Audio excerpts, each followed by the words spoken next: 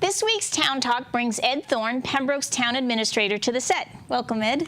Always a pleasure. So we just wrapped up the Memorial Day parade. How was that in Pembroke? Well, you know, that signals the start of summer, as it does unofficially all over the South Shore. And we had a highly successful parade yesterday. Great turnout. The weather was perfect. Yes. Large participation. And one of the neat things about it is that we're looking at the Pembroke High School band get literally bigger and bigger every year from its start, you know, 10 or 11 years ago, and what we have now. So it's great to see the participation by the high school. Is it all different ages that participate? Oh yeah, absolutely. From the little Daisy girls and Cub Scouts and all up to the Boy Scouts and everything. So we've got the full generation of folks that march in the parade. It's quite a parade that's grown quite a bit in the last few years. Oh, absolutely. That's great. And so we're also heading into summer. Tell me what's going on at some of the ponds for the summer. Summer means swimming, and what we've decided to do this summer is expand some of our facilities to 2 other ponds. Oh, great. We were able to increase the docks and the beaches at Furnace Pond and Stetson, and so that allows us to have 4 facilities for the summer. Whether or not we're going to have lifeguards or swim lessons at the 2 new areas, it remains to be seen, but we'll be working on that in the next couple of weeks.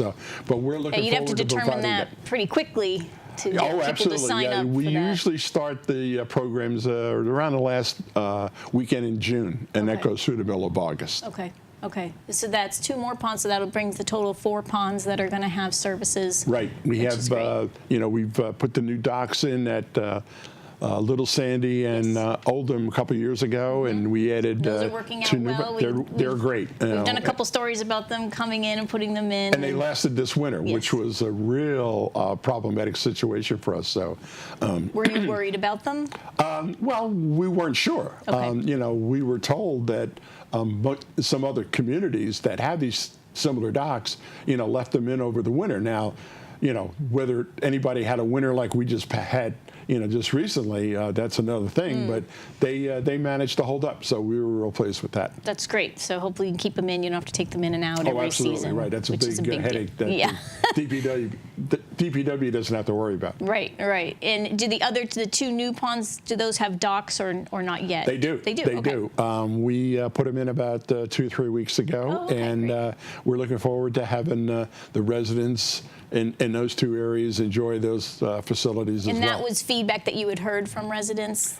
I think it was something that we've been planning for a long time, but now the community preservation monies are available for recreational facilities. We were able to take advantage of the new tweaking of regulations to get the CPC funds for those items. That's wonderful.